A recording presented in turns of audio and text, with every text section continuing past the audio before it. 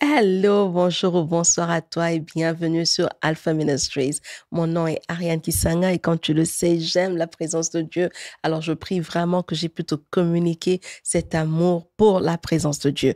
Un bonjour spécial à toi qui nous suit à travers la télévision sur Nyota TV, Canal+, la chaîne 368 et à toi aussi qui nous suit sur les réseaux sociaux. Alors as-tu créé de l'espace pour Dieu? Est-ce que tu as fait de Dieu une priorité cette semaine? Ok, je vais poser la question. Est-ce que tu as fait de Dieu une priorité aujourd'hui, dans ta journée?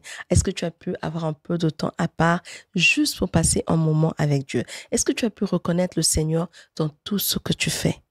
J'espère que tu l'as fait. Et je t'invite maintenant aussi à te joindre à moi afin qu'ensemble, on puisse créer de l'espace pour Dieu pour les prochaines 20 à 30 minutes. Mets de côté ce que tu as fait, mets de côté ce qui est en train de troubler ton cœur, les choses que tu as, les questions que tu as à répondre, les tâches que tu as à accomplir. Mets tout ça de côté et passons ensemble 20 à 30 minutes maximum dans la présence de Dieu. Créons de l'espace pour Dieu ensemble. On va commencer par une prière. Et notre prière est tirée du psaume 9, verset 2. La version Louis II lit: Je louerai l'Éternel de tout mon cœur. Je raconterai toutes tes merveilles. Je louerai l'Éternel de tout mon cœur. Je raconterai toutes tes merveilles. On va commencer aujourd'hui par rendre grâce à Dieu. On va rendre grâce à Dieu pour ses merveilles. Tu te poses la question, c'est quoi les merveilles de Dieu? Les merveilles de Dieu dans ta vie sont des choses simples comme déjà le fait que tu es compté parmi les vivants, le fait que tu as le souffle de vie. Tu t'es réveillé ce matin, tu as été capable d'aller au travail, d'aller aux études, d'aller au champ. Je ne sais où tu es allé, mais tu es capable de le faire parce que Dieu a été merveilleux et bon envers toi. Les merveilles de Dieu, c'est la force qu'il te donne. La force qu'il te donne pour vivre, la force qu'il te donne pour étudier, la force qu'il te donne pour travailler, la force qu'il te donne pour entreprendre, la force qu'il te donne pour aller au champ, la force qu'il te donne pour faire tes activités. Ça aussi, c'est les merveilles de l'Éternel. Les merveilles de l'Éternel, c'est une guérison. Peut-être tu avais un mot de tête, Dieu t'a guéri de ce mot de tête. C'est une merveille de l'Éternel. Peut-être tu avais mal quelque part dans ton corps et Dieu t'a guéri de cela. C'est une merveille de l'Éternel. Le merveille de l'Éternel, c'est même les gens que tu as autour. Il y a plein de personnes sur cette terre qui sont seules. Mais toi, tu as quelqu'un, tu as une personne qui t'aime, tu as une personne qui te considère, tu as un membre de famille, tu as une amie, tu as un voisin, tu as une voisine. Tout cela compte comme les merveilles de l'Éternel. Alors là où tu te trouves, élève ta voix et dis merci au Seigneur pour ces merveilles. Dis merci au Seigneur pour le souffle de vie. Dis merci au Seigneur pour la guérison. Dis merci au Seigneur pour la force qu'il te donne. Dis merci au Seigneur pour ta soeur, ton frère, ton ami, ton voisin, ton cousin, ton collègue de classe, ton collègue au service. Dis merci au Seigneur pour le roulage que tu vois en cours de route qui te dit bonjour chaque matin. Dis merci au Seigneur pour cette maman qui vend le pain, mais qui te vend ce pain tous les jours avec un grand sourire. C'est une merveille de l'Éternel. Elle n'est pas obligée de te sourire, mais elle le fait. Dis merci au Seigneur pour cela. Dis merci au Seigneur pour ce portier qui t'aide tout le temps. Dis merci au Seigneur pour tous les bienfaits de l'Éternel. Pense à quelque chose que Dieu a fait pour toi et dis merci au Seigneur pour cela. Dis merci au Seigneur même pour cette opportunité d'avoir le moment de créer de l'espace pour lui, pour apprendre ce que ta parole nous enseigne. Dis merci au Seigneur pour ce moment de partage. Dis merci au Seigneur pour cela. Oh Yahweh, nous te disons merci. Merci pour ce temps que tu nous donnes. Merci pour ce moment de partage. Merci, Éternel, pour les merveilleuses choses que tu fais dans notre vie. Merci, Éternel, mon Dieu de gloire, pour le souffle de vie. Merci pour la force. Merci pour ton Saint-Esprit. Ah, ça, c'est une merveille, Éternel. Merci pour ton Saint-Esprit. Merci parce que nous ne vivons pas seuls. Merci parce que nous avons tout le temps ta compagnie avec nous. Merci parce que tu es celui qui nous accompagne partout et en tout. Merci, Éternel. Merci pour ta présence, même en ce moment de partage, Yahweh. Merci pour ta présence, Seigneur. Nous te disons merci. Et le peuple de Dieu dit Amen, Amen, Amen. Alors aujourd'hui, nous allons voir ensemble, on va parler d'une pratique qui est négligée, quelque chose qu'on devrait normalement faire avec beaucoup de passion, on devrait normalement faire ça avec beaucoup de soin, mais nous négligeons cela. Surtout dans cette culture que j'appelle une culture self-made, où d'autres personnes disent que tu es ton boss, une culture où toi tu es le boss, une culture où tu te récompenses toi-même, une culture qui est centrée sur toi. C'est toi qui as fait, c'est toi qui as accompli. accompli. C'est toi qui as droit, c'est toi qui as raison. Tout est toi, toi, toi. Et c'est tellement centré sur le moi que tu n'as pas le temps de voir les merveilles de Dieu. Cette culture qui oublie que la raison pour laquelle tu es capable de faire ce que tu dis que tu es capable de faire ou tu es capable d'accomplir ce que tu penses être capable d'accomplir, c'est parce qu'il y a quelqu'un chaque jour qui renouvelle envers toi ses bontés. Il y a quelqu'un qui te donne le souffle de vie. Tu peux pas être un tu-bosses si tu n'es pas vivant. Tu dois être compté parmi les vivants pour être en mesure d'accomplir quelque chose. Pour que tu dises que c'est moi qui ai fait cela ou c'est moi qui ai fait ceci, tu dois d'abord être vivant. Si tu es pas vivant, tu peux pas accomplir. Mais dans la culture où nous vivons, nous oublions la culture de l'action de grâce. Nous oublions la pratique de l'action de grâce, de revenir dire merci au Seigneur. Moi, je vis au Canada. Je ne sais pas de quel pays tu nous suis, où tu vis, mais ici en Amérique du Nord, au Canada et aux États-Unis, il y a une pratique qu'on a, il y a une journée au Canada, on célèbre cela en octobre, aux États-Unis c'est en novembre, mais c'est une journée plutôt qu'on appelle une journée d'action de grâce. Très souvent, nous célébrons ça, nous sommes contents parce que ça nous donne un long week-end, ça nous donne un jour férié. On n'a pas besoin d'aller à l'école, au travail, à l'école ou quoi que ce soit. Ça nous donne un temps de se reposer. Mais au-delà de ça, j'ai eu un moment de juste regarder un peu, faire des recherches pour comprendre pourquoi l'action de grâce, pourquoi le Canada mettait à part, ou les États, ou l'Amérique du Nord, disons, mettait à part une journée juste pour dire merci. Et j'ai vu qu'il y avait nombreuses raisons, diverses raisons, que ce soit aux États-Unis d'Amérique, que ce soit au Canada, pour lesquelles les gens revenaient pour dire merci. Mais on va se focaliser sur le Canada parce que c'est là où moi je suis. Et c'est ça la recherche que je vais manifester sur le Canada. Mais ils avaient tous un objectif commun. C'était de revenir exprimer leur gratitude à Dieu. Ils n'exprimaient pas leur gratitude envers eux-mêmes. Ils ne disaient pas que c'est nous qui avons fait cela, mais ils revenaient pour dire merci au Seigneur. Ils disaient merci au Seigneur pour plusieurs raisons. Une des raisons, c'était pour la récolte qu'ils avaient en automne. En saison d'automne, ils ont une récolte et revenaient et disaient merci au Seigneur. Ils disaient merci au Seigneur pour chaque fois qu'ils arrivaient en sécurité. Quand ils faisaient leur découverte et qu'ils découvrent une nouvelle terre, ils venaient et ils disaient merci Seigneur. Pourquoi? Parce qu'ils se disent, oui, j'ai l'intelligence d'avoir fait le bateau. Peut-être, oui, on a fait le map. On est capable d'arriver jusqu'ici. On a une boussole et tout. Mais la personne qui nous a secourus, la personne qui nous a protégés, la personne qui a rendu ce voyage paisible, la personne qui a rendu ce voyage possible, qui nous a emmenés jusqu'ici à bon port, c'est Dieu. Et ils revenaient dire merci au Seigneur pour cela. Ils venaient dire merci au Seigneur chaque fois qu'ils avaient une première récolte. Quand leur première récolte réussissait, ils disaient merci parce qu'ils plantaient sur la terre.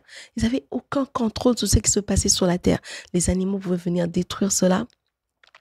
Les insectes pouvaient venir ravager cela. Ça pouvait être un feu qui pouvait venir et ravager toute leur récolte, toute leur plantation plutôt. Mais quand la première récolte réussissait et quand ils avaient une bonne première récolte, ils venaient et disaient merci au Seigneur pour cela. Et j'ai vu qu'au Canada, il y a même une année où on a tenu une cérémonie pour dire merci au Seigneur parce que le prince de Galles avait été guéri d'une maladie. Ils sont venus dire merci au Seigneur. La première journée d'action de grâce nationale au Canada a été organisée par l'Église protestante, par le chef de l'Église protestante. Il a appelé cette journée-là une journée nationale de reconnaissance publique et de prière. Reconnaissance au Dieu, et à Dieu plutôt. Et ensuite, c'est au 31 janvier 1957 que le Parlement canadien a officiellement proclamé le deuxième lundi du mois d'octobre comme une journée nationale de reconnaissance envers le Dieu Tout-Puissant pour les récoltes abondantes dont le Canada était bénéficiaire. Donc, le Canada bénéficie d'une récolte abondante. Le Parlement se met ensemble et se dit non, cette récolte, c'est pas nos efforts. On doit dire merci. Et pas n'importe quel Dieu. Ils disent merci au Dieu Tout-Puissant. Parce qu'ils savaient que c'est de lui, le Dieu Tout-Puissant, que venait cette récolte-là. Et à partir de 31 janvier 1957, à partir de cette année-là, le deuxième lundi en octobre au Canada, on célèbre toujours l'action de grâce. Les gens vont dans des familles, les gens vont dans des églises, on mange, on célèbre, mais on dit merci au Seigneur pour cela.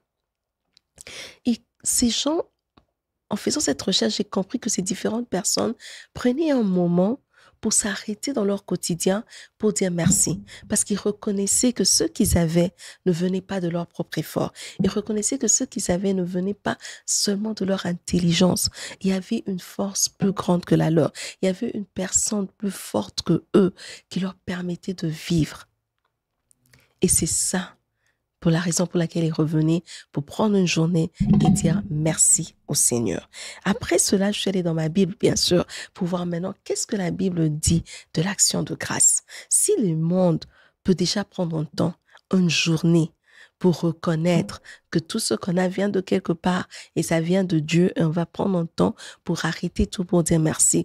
Qu'est-ce qu'alors la parole de Dieu nous dit sur l'action de grâce? Qu'est-ce que la parole de Dieu nous dit ou nous enseigne sur l'action de grâce? Premièrement, l'action de grâce, si on doit définir, c'est vraiment simple. La définition est très simple. C'est rendre grâce, c'est exprimer une gratitude, c'est dire merci. C'est ça l'action de grâce. Rendre grâce, exprimer une attitude, une gratitude plutôt, et dire merci. Exprimer sa gratitude et dire merci. En regardant dans la Bible, j'ai pu trouver 3 raisons ou 3 faits pour lesquels nous devons dire merci au Seigneur. Premièrement, l'action de grâce dans la Bible est définie comme un sacrifice dans les Écritures, que ce soit dans l'Ancien ou dans le Nouveau Testament. Dans Psaume 50 au verset 14, ça nous parle de l'action de grâce comme un sacrifice. Un sacrifice, c'est quelque chose qui te coûte. Ce qui ne te coûte pas ne peut pas être traité comme sacrifice. Parce que quand on parle de sacrifice, ça veut dire qu'il y a eu des ressources qui ont été engagées. Quand on parle de sacrifice, ça veut dire qu'il y a quelque chose qu'on voulait faire que nous n'avons pas fait parce que nous avons choisi de faire quelque chose d'autre. Quand on parle de sacrifice, ça veut dire qu'il y a privation. Il y a quelque chose dont tu t'es privé. Peut-être tu voulais acheter une histoire et tu te dis non, je ne l'achète pas. Je vais acheter peut-être, je ne sais pas, un bonbon pour mon enfant au lieu de m'acheter une paire de chaussures. Tu t'es sacrifié, tu as sacrifié ta paire de chaussures pour quelque chose pour ton enfant. Maintenant, dans ce contexte, on parle de se sacrifier pour Dieu. Donc, quand on parle, la notion de l'action de grâce dans la Bible est attachée à la notion du sacrifice. Sacrifice en 2 sens. Premièrement, un sacrifice par les paroles. Hébreux 13, 15 à 16 nous demande de donner, d'exprimer à Dieu le sacrifice d'action de grâce qui est les fruits de nos lèvres. Ça veut dire prendre le temps d'exprimer sa gratitude envers Dieu dans des paroles. Pourquoi un sacrifice par les paroles? Parce qu'il y a des moments où tu n'as pas envie de dire merci au Seigneur. Parce qu'il y a des moments où tu passes tellement des situations difficiles que dire merci au Seigneur, venir rendre des actions de grâce au Seigneur devient un sacrifice. Et c'est de ça que l'auteur d'Hébreux parle. Il dit, il y a un moment où tu peux facilement rendre grâce à Dieu. Il a fait quelque chose de bon. Tu dis merci Seigneur. Mais quand tu passes par des difficultés, quand tout est bloqué, tout est noir autour de toi, quand tu viens maintenant pour exprimer ta gratitude, l'auteur d'Hébreux dit que quand tu fais cela, plutôt, tu arrives à un niveau où tu es en train de pratiquer maintenant le sacrifice d'action de grâce. Un exemple simple, Paul et Silas dans la prison, il fait minuit, tout est sombre. Ils ne savent même pas si le lendemain on va les laisser vivants ou pas. Paul et Silas se décident de chanter de louanges à Dieu, de glorifier Dieu par ses louanges, rendre grâce à Dieu par des louanges. C'est ça qu'on appelle un sacrifice d'action de grâce par les fruits de nos lèvres. Mais le deuxième type, ou la deuxième notion du sacrifice, c'est aussi un sacrifice qu'on amène à Dieu, en fait, par un objet, quelque chose qui nous coûte. Et ici, on voit dans l'Ancien Testament, les Juifs venaient rendre des sacrifices à l'Éternel et ça coûtait pour eux parce qu'ils devraient amener des animaux à l'Éternel. Mais cet animal que eux emmenaient à l'Éternel devrait être un animal parfait, donc sans défaut. Ça veut dire quoi? Que si cette personne achetait son animal mercredi pour le sacrifier samedi, entre mercredi et samedi, il devrait veiller à ce que l'animal ne puisse pas avoir de défaut. Donc que l'animal ne se cogne pas, que l'animal ne se blesse pas, que l'animal ne maigrisse pas, parce qu'il devait être un animal en bonne santé qu'il fallait offrir à l'Éternel. On ne pouvait pas offrir à l'Éternel quelque chose qui n'était pas parfait. Donc, le temps maintenant de s'occuper de cet animal, le temps de se rassurer que tout allait bien, ça coûtait. Déjà, l'animal, c'était pas gratuit, c'était déjà cher. Et puis maintenant, il fallait encore s'occuper de cet animal, garder cet animal, veiller que l'animal ne se blesse pas, veiller que l'animal ne se déforme pas, bien nourrir l'animal. Ça veut dire acheter encore de la nourriture pour cet animal avant d'aller sacrifier l'animal.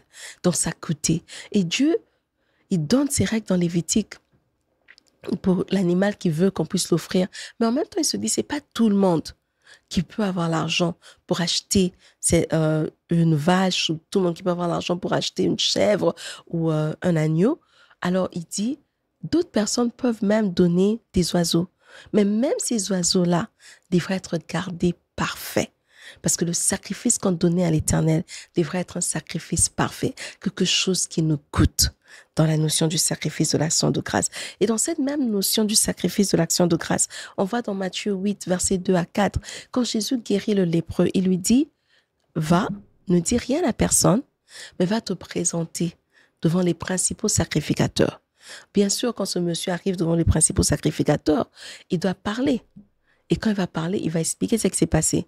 Et en plus de cela, Jésus lui dit, offre, n'oublie pas d'offrir le sacrifice ou l'offrande que Moïse vous a recommandé. Ça veut dire que Jésus lui ramène dans Lévitique, parce que c'est dans Lévitique que Dieu recommande en fait à Moïse les différents sacrifices. Alors, Jésus le ramène dans l'Ancien Testament.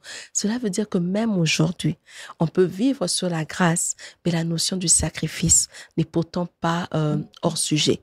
La notion du sacrifice reste là. Et quand on parle de l'action de grâce, on parle premièrement du sacrifice.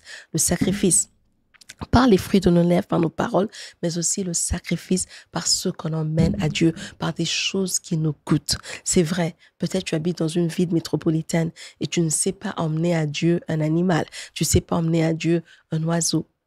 Mais peut-être tu habites aussi encore dans des quartiers, dans le village ou dans les endroits un peu reculés où tu peux encore faire ce type de sacrifice. Peut-être pour toi, le sacrifice, c'est pas prendre quelques dollars de ton compte pour donner au Seigneur, prendre un objet, prendre, je sais pas, une télévision, une caméra, quoi que ce soit, pour donner à l'œuvre de Dieu, pour donner au Seigneur. C'est aussi un sacrifice. Et quand on parle de l'action de grâce, la première notion que la Bible nous enseigne dessus, c'est d'abord l'aspect sacrificiel de l'action de grâce. Deuxièmement, on apprend dans la Bible que l'action de grâce, c'est pas seulement pour les humains. L'action de grâce, c'est aussi pour les êtres spirituels. Dans Apocalypse 4, versets 7 à 9, je veux lire. La parole de Dieu dit, le premier être vivant était semblable à un lion. Le second être vivant était semblable à un veau. Le troisième être vivant à la face d'un homme. Le quatrième être vivant est semblable à un aigle qui vole. Les 4 êtres vivants ont chacun 6 ailes et sont remplis d'eux tout autour et au-dedans. Ils ne cessent de dire jour et nuit, Saint, Saint, Saint est le Seigneur, le Dieu Tout-Puissant, qui était, qui est et qui vient. Quand les êtres vivants rendent gloire et honneur et action de grâce à celui qui est assis sur le trône, à celui qui vit des siècles au siècle des siècles, dans les êtres vivants qui ne sont pas des êtres humains comme nous, qui sont des êtres spirituels. On a lu, il y a un qui a la face d'un lion, l'autre c'est comme un aigle qui vole, l'autre ressemble à un humain. Ces êtres vivants viennent devant Dieu et rendent des actions de grâce à Dieu. Ils disent merci au Seigneur. On voit encore dans Apocalypse 7, 11 à 12, il est dit, et tous les anges se tenaient autour du trône des vieillards et des 4 êtres vivants. Ils se prosternèrent sur leur face devant le trône et ils adorèrent Dieu en disant Amen, la louange, la gloire, la sagesse, l'action de grâce, l'honneur, la puissance et la force soient à notre Dieu au siècle des siècles. Amen. Encore une fois, l'action de grâce par les anges. Ça veut dire que Dieu attend assez qu'on puisse lui rendre grâce. Dieu attend assez que tout ce que lui a créé, que ce soit spirituel ou physique, puisse revenir chez lui pour dire merci. Parce que c'est lui qui est la source de tout. Et en troisième lieu, nous voyons dans la Bible que l'action de grâce est un acte continu. En fait, l'action de grâce dans la Bible, ça ne s'arrête jamais. Jésus-Christ lui-même, quand vous suivez dans la Bible, vous allez voir que Jésus-Christ rendait continuellement grâce. Jésus-Christ offrait sans cesse à Dieu des sacrifices d'action de grâce. Et après ça, ses disciples ont suivi. Même Paul qui est venu après, qui n'a pas eu l'opportunité de vivre avec Jésus. Paul est comme toi et moi, on n'a pas vu Jésus physiquement. Mais même étant venu après, Paul quand même pratique cette option de rendre grâce à Dieu continuellement. 1 Thessaloniciens 2,13 nous dit, il rend grâce à Dieu continuellement pour cette église. Et même quand il écrit à Philémon, il dit, je rends grâce à Dieu et je me fais mention de toi dans mes prières continuellement. En rendant grâce à Dieu, il mentionne Philémon. Ça veut dire quoi? Qu'on rend grâce à Dieu pour tout. Il rend grâce à Dieu pour une personne. Il mentionne Philémon et il rend grâce à Dieu continuellement. L'action de grâce ne s'arrête pas. Dieu s'attend à ce que tout être vivant, que tu sois spirituel ou que tu sois physique comme humain vivant, vienne rendre grâce, vienne lui dire merci. Mais dans cette culture ici, qui est centrée sur le moi, cette self-made culture, cette culture où c'est moi qui est le boss, c'est moi qui suis le boss plutôt, c'est moi qui fais tout, c'est moi qui ai droit à tout, c'est moi qui est capable d'arriver à faire ceci ou arriver à faire cela. Nous négligeons l'action de grâce. Nous ne pratiquons pas l'action de grâce. Parce que l'action de grâce veut dire, tu dois dire merci. Or, si tu dis merci, ça veut dire que tu reconnais que tout ce que tu as n'est pas seulement toi. Parce que tu ne te dis pas merci à toi-même. Tu dis merci à quelqu'un d'autre. C'est-à-dire que l'action de grâce te force à reconnaître une autre personne qui n'est pas toi, qui est un vent contraire à cette culture qui est concentrée sur le mien, sur le moi, cette culture qui est égocentrique. C'est moi qui ai tout fait. Et Ésaïe 1 plutôt, versets 2 à 4, je vais lire pour nous les conséquences. Qu'est-ce qui se passe quand nous ne rendons pas grâce à Dieu? La parole de Dieu dit, « Cieux écoute, terre prête oreille, car l'Éternel parle. J'ai nourri et élevé des enfants, mais ils se sont révoltés contre moi. Le bœuf connaît son possesseur, et l'âne la crèche de son maître. Israël ne connaît rien. Mon peuple n'a point d'intelligence. Malheur à la nation pécheresse, au peuple chargé d'iniquité, à la race des méchants, aux enfants corrompus.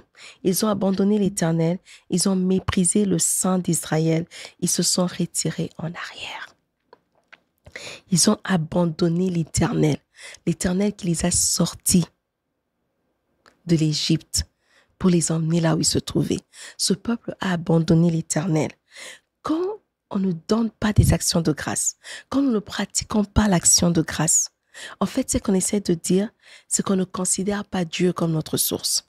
Quand on ne pratique pas l'action de grâce, on abandonne Dieu et on provoque en Dieu, premièrement, sa tristesse.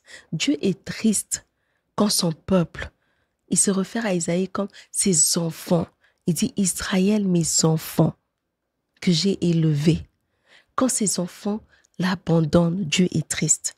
Quand les enfants de Dieu oublient que c'est lui leur source, que c'est lui qui les a sortis de l'Égypte, Dieu est triste. Dieu est triste parce qu'il se dit, attends, les animaux, un bœuf connaît son maître. Il est utilisé, oui, dans l'agriculture. Israël est une nation qui pratique beaucoup d'agriculture. Et il s'utilise le bœuf, mais le bœuf ne se sent pas, il n'a pas d'orgueil de dire que bon, Israël est la nation qu'elle est à cause de moi. Le bœuf connaît son maître. Il dit, il y a encore l'âne. L'âne est utilisé dans le transport. L'âne est celui qui fait ce qu'Israël peut bouger de gauche à droite. Israël va d'un point A à un point B.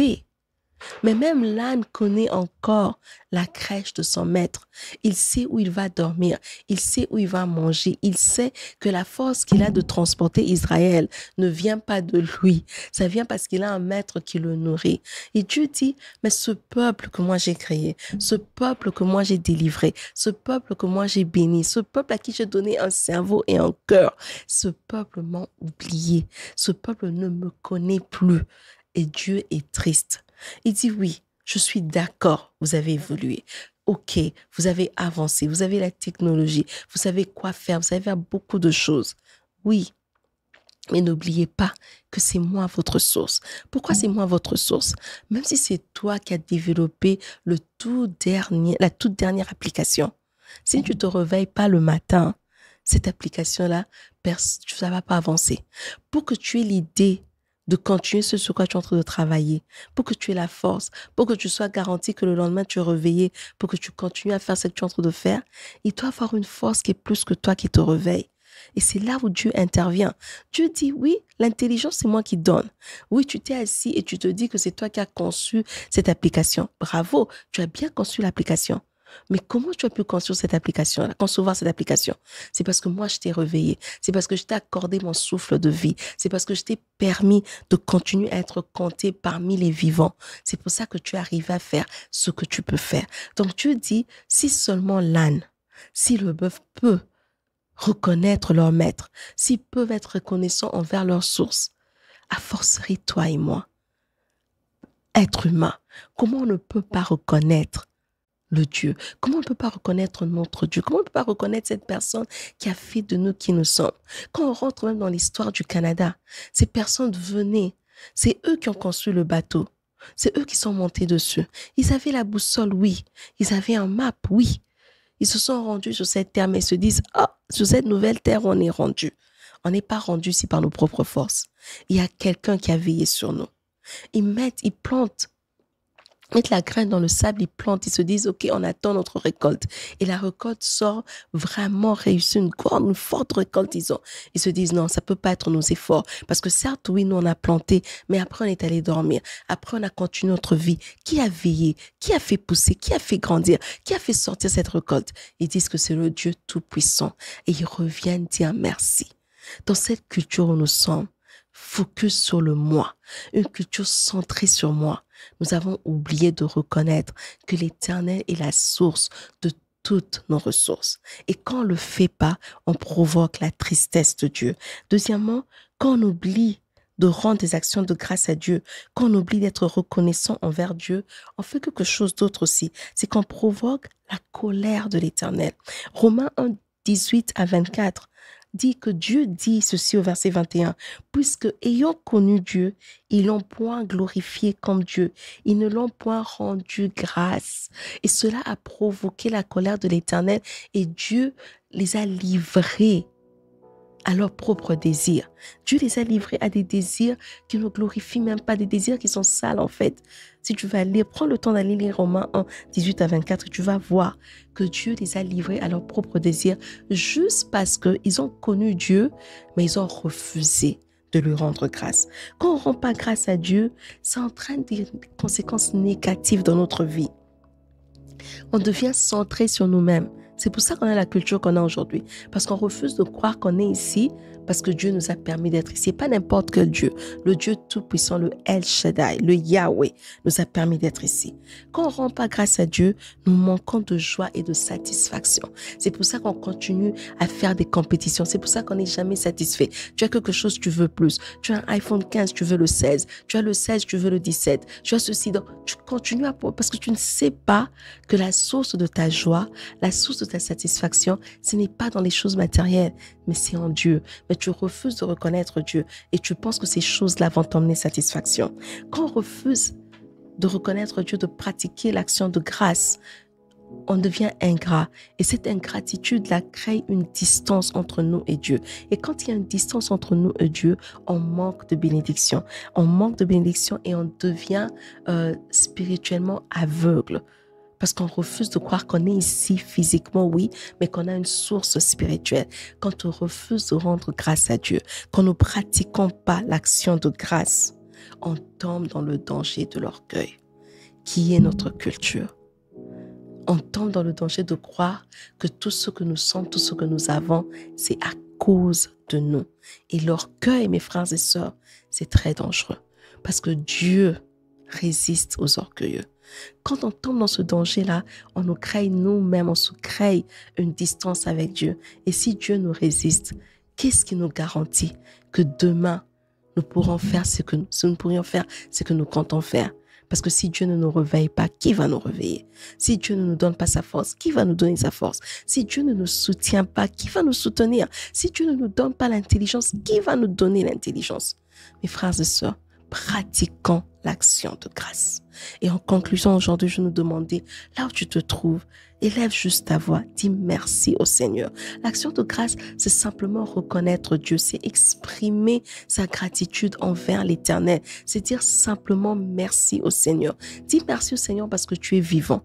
Dis merci au Seigneur parce que tu as l'opportunité de suivre cette émission avec Alpha Ministries. Dis merci au Seigneur parce que tu as l'opportunité d'être enseigné. Dis merci au Seigneur pour la vie que tu as. Dis merci au Seigneur pour la famille que tu as. Dis merci au Seigneur pour ce pain que tu as. Dis merci au Seigneur pour cette chaussure, cette babouche. Quoi que ce soit que tu as, dis merci au Seigneur pour cela. Évite l'orgueil et prends la décision d'être désormais une personne qui pratique l'action de grâce. Père, nous te disons merci. Merci pour le souffle de vie. Merci pour cette opportunité d'être dans ta présence et d'apprendre encore davantage de toi, de ta parole. Nous te disons merci au nom puissant de Jésus. Amen, amen, amen. Merci d'avoir pris ce temps de suivre cette émission. Si tu as suivi à la télé, dis à ton voisin, dis à ta voisine, la semaine prochaine, sur ta télévision, Canal Plus 368, un autre épisode avec Alpha Ministries. Et si tu nous as suivis sur les réseaux sociaux, prends le temps d'activer la cloche, prends le temps de t'abonner et laisser un commentaire, laisser un like. Jusqu'à ce qu'on se voie la semaine prochaine, rappelle-toi de toujours créer de l'espace pour Dieu.